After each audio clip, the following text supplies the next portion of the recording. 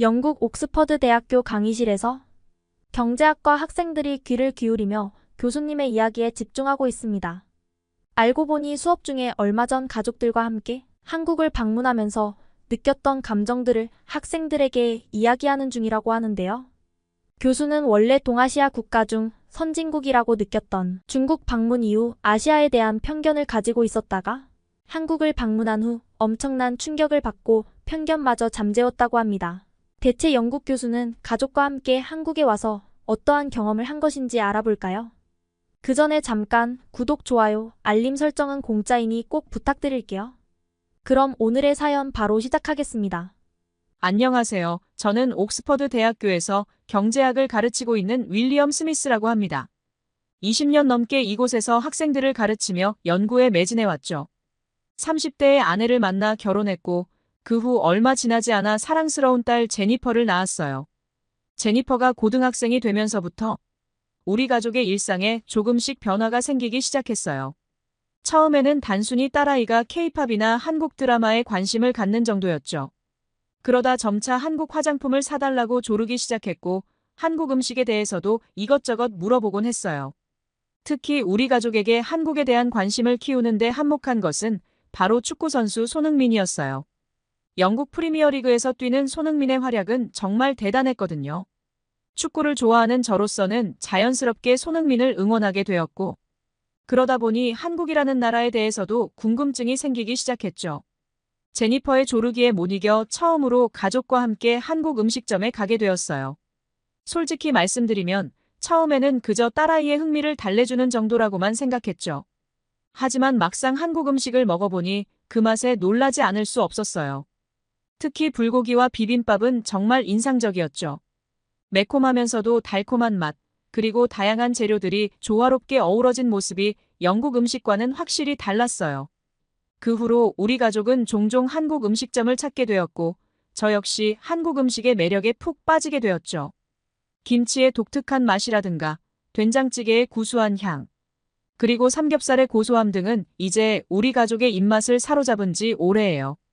제니퍼는 점점 더 한국 문화에 빠져들었고 저 역시 그런 딸을 보며 한국에 대해 더 알아가게 되었어요. K-팝 아이돌들의 완벽한 퍼포먼스나 한국 드라마의 세련된 연출, 그리고 한국 화장품의 뛰어난 품질 등을 보며 한국이라는 나라가 문화산업에서 이루어낸 성과에 감탄하게 되었죠. 특히 경제학자로서 한국의 경제 발전 과정에 대해 관심을 갖게 되었어요. 이런 관심은 자연스럽게 제 수업 내용에도 반영되어 종종 한국의 경제 발전 모델을 예로 들어 학생들에게 설명하곤 해요. 이렇게 우리 가족의 일상에 조금씩 스며든 한국 문화는 이제 우리의 생활 속 한 부분이 되었어요. 주말이면 다 함께 모여 한국 드라마를 보기도 하고 저녁 식사로 김치찌개를 만들어 먹기도 하죠. 심지어 아내는 한국어를 배우겠다며 인터넷 강의를 듣기 시작했어요. 이런 변화를 겪으며 저는 문화의 힘이 얼마나 큰지 새삼 깨닫게 되었어요. 한 나라의 문화가 이렇게 다른 나라 사람들의 일상에 영향을 미칠 수 있다는 것이 놀랍고도 신기했죠. 앞으로 기회가 된다면 직접 한국을 방문해 보고 싶어요. 그동안 책과 미디어를 통해 알게 된 한국의 모습을 실제로 경험해 보고 싶거든요. 한국에 대한 관심이 이렇게 커질 줄은 몰랐지만 이제는 제 삶의 한 부분이 되어버린 것 같아요. 앞으로도 한국 문화와 경제에 대해 더 깊이 알아가고 싶고 그 과정에서 새로운 인사이트를 얻을 수 있기를 기대하고 있답니다. 이렇게 우리 가족이 한국 문화에 푹 빠져 있을 무렵 영국 전체가 한류 열풍에 휩싸이고 있다는 걸 깨닫게 되었어요. 대학 캠퍼스에서도 한국어를 배우는 학생들이 늘어났고 런던 거리에는 한국 음식점들이 우후적순 생겨났죠. 그러던 어느 날 중국 출신의 동료 교수 리앙과 티타임을 가지게 되었어요. 대화 중에 한류 이야기가 나왔는데 꽤 비판적인 시각을 가지고 있었죠. 윌리엄, 한국 문화가 뭐가 그리 대단하다고 난리예요. 사실 다 중국 문화를 베낀 거라고요. 리앙의 말에 저는 깜짝 놀랐어요. 한국과 중국 문화의 차이점을 잘 모르는 서양인들이 오해할 수 있겠다는 생각이 들었죠. 하지만 동시에 제가 경험한 한국 문화의 독특함과 매력을 설명해야겠다는 생각이 들었어요. 리앙, 그렇게 단순하게 볼 문제는 아닌 것 같아요. 물론 한국 문화가 중국의 영향을 받은 부분도 있다고 착각될 수 있지만 그들만의 독특한 정체성과 창의성이 있다고 생각합니다. 특히 한국이 짧은 시간 안에 이룩한 경제적, 문화적 성과에 대해 이야기했죠. 게다가 리양, 솔직히 말해서 우리 가족이 중국에 갔을 때의 경험은 정말 힘든 시간들이었어요.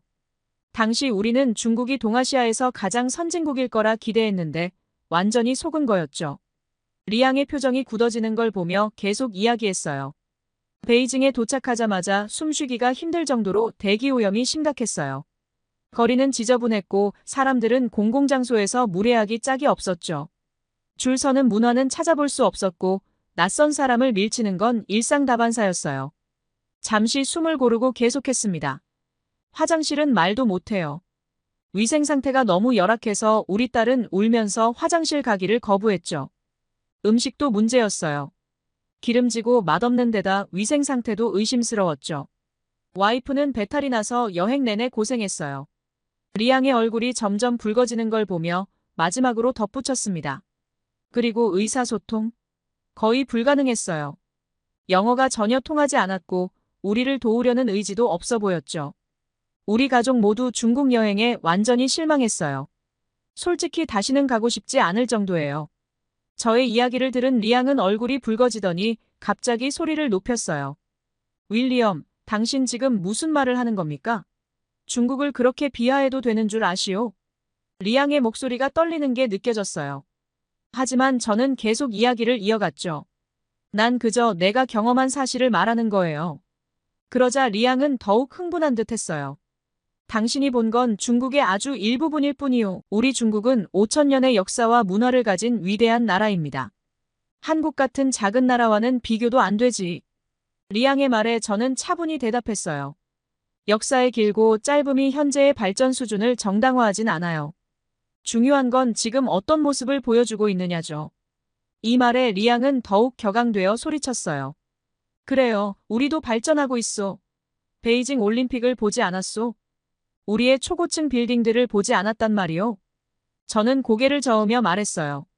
겉모습만으로 판단할 순 없어요. 시민들의 삶의 질, 문화의 세계적 영향력, 이런 것들이 더 중요하죠. 그리고 지금 그 점에서 한국이 중국을 앞서고 있어요.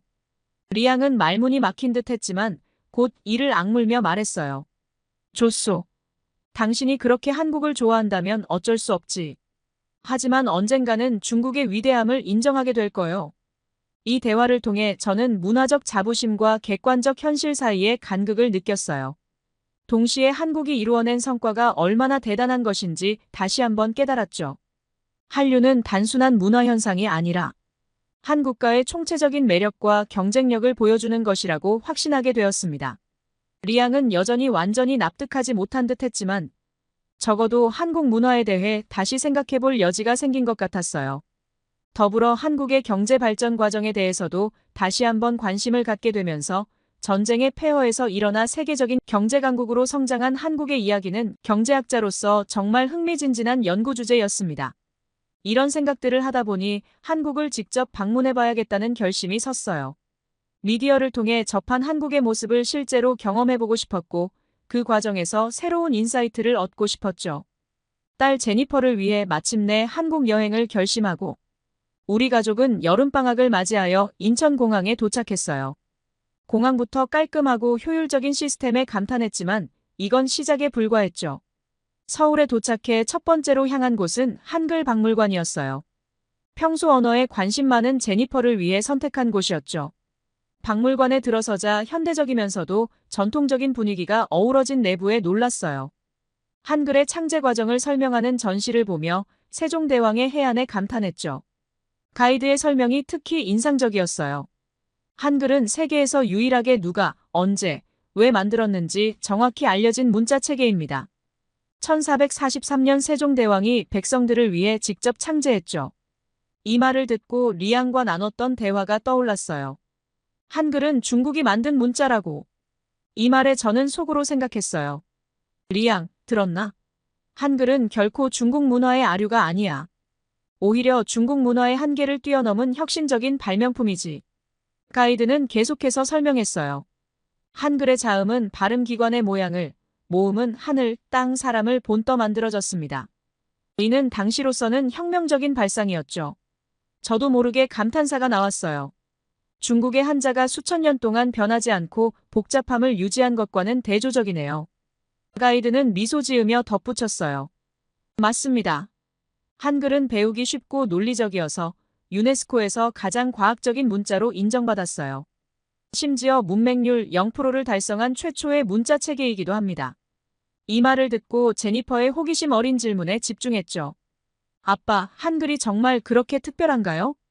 맞아. 아빠가 한글의 위대함을 조금 더 알아봤는데, 한글은 세계 각국의 어떤 문자와도 다른 독창적인 창조물이란다. 중국이나 다른 나라의 문자를 따라한 게 아니야.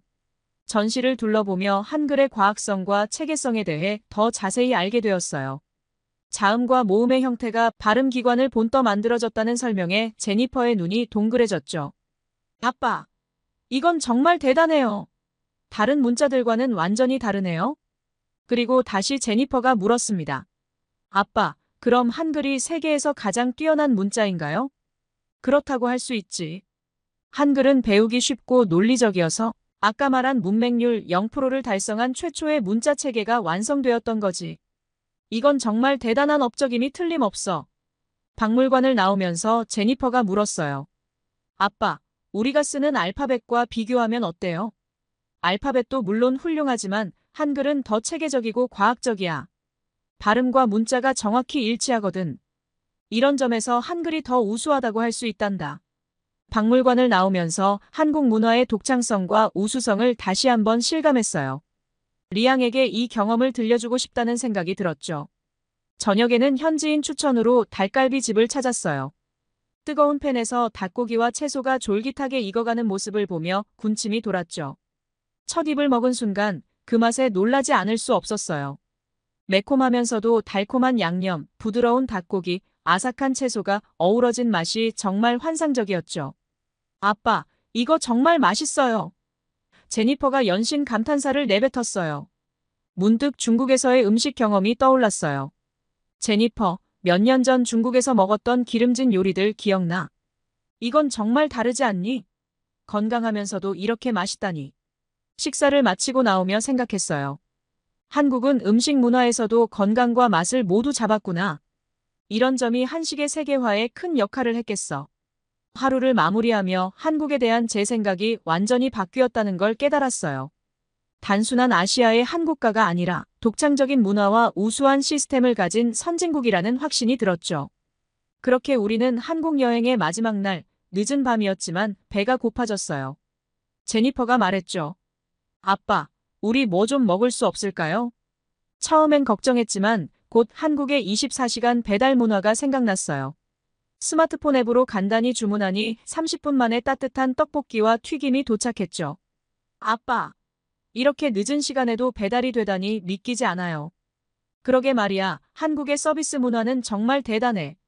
우리 영국에서는 있을 수 없는 일이잖아. 음식을 먹으며 창밖을 내다보니 거리가 여전히 활기찼어요. 늦은 시간인데도 사람들이 안전하게 돌아다니는 모습이 인상적이었죠. 제니퍼, 창밖을 봐봐. 이렇게 늦은 시간인데도 사람들이 거리를 걸어다니지. 한국이 얼마나 안전한 나라인지 알 수 있어. 다음 날 공항으로 향하는 길에 제니퍼가 말했어요. 아빠, 이번 여행 정말 좋았어요. 한국은 제가 생각했던 것보다 훨씬 더 멋진 나라예요. 그래, 나도 그렇게 생각해. 한국의 문화, 기술, 그리고 시스템. 모든 게 정말 인상적이었어. 우리는 한국에서의 좋은 경험과 추억을 안고 다음을 기약하며 공항으로 향했습니다. 다시 영국으로 돌아와 대학에서 리앙을 만났을 때 그의 반응은 여전히 냉소적이었습니다. 윌리엄, 한국이 그렇게 대단했다고요? 설마요. 저는 침착하게 대답했습니다. 리앙, 직접 가보면 당신도 놀랄 거예요. 특히 한글에 대해 알게 된 게 가장 인상적이었습니다. 리앙의 표정이 의아해졌습니다. 네, 한글이요? 뭐가 그렇게 특별한가요? 한글은 디지털 시대에 가장 적합한 문자예요. 컴퓨터 인코딩이 매우 간단하고 효율적이라 디지털 환경에서 사용하기 편리해요.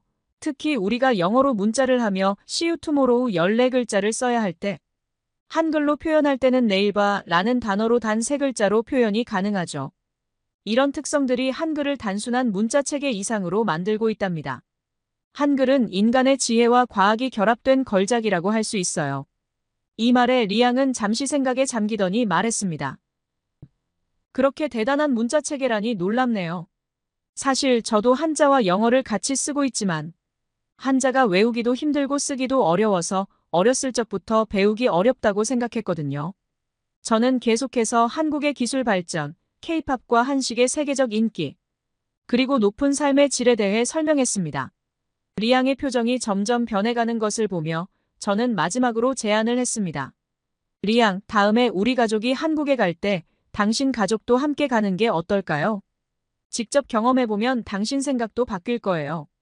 리양은 잠시 고민하더니 미소 지으며 대답했습니다. 그거 좋네요. 제 아이들도 사실 K-팝을 엄청 좋아하거든요. 함께 가보고 싶어요. 이 대화를 통해 한국 여행이 단순한 관광 경험을 넘어 문화적 편견을 깨고 새로운 이해를 형성하는 계기가 되었다는 것을 깨달았습니다. 한국의 우수성을 직접 경험하고 그것을 다른 이에게 전달함으로써 한국에 대한 인식을 긍정적으로 변화시킬 수 있다는 사실에 뿌듯함을 느꼈죠. 앞으로 리양 가족과 함께할 한국 여행을 기대하며 한국이 세계 속에서 차지하는 위상과 그 문화의 우수성을 다시 한번 실감했습니다. 이번 여행은 한국에 대한 저의 애정과 존경심을 더욱 깊게 만들었고 앞으로도 한국의 발전을 주목하고 응원하게 될 것 같습니다. 다음에 리양 가족과 함께 한국을 방문하게 된다면 소식 꼭 전하도록 하겠습니다. 그리고 서울 말고도 다음에는 어디로 여행을 할지 저희에게 추천해 주실 만한 곳을 알려주시면 리양과 상의해서 그 지역으로 가볼게요. 아래의 댓글에 남겨주시면 감사하겠습니다. 그럼 모두 안녕히 계세요. 또 봐요. 오늘의 사연 어떠셨나요? 윌리엄 교수님의 이야기에 감동을 받으셨다면 구독과 좋아요, 알림 설정도 눌러주세요. 다시 한번 끝까지 시청해주셔서 감사드리며 지금까지 감동을 담아 여러분께 진심을 전하는 감동 담기였습니다. 오늘 하루도 행복한 하루 보내세요.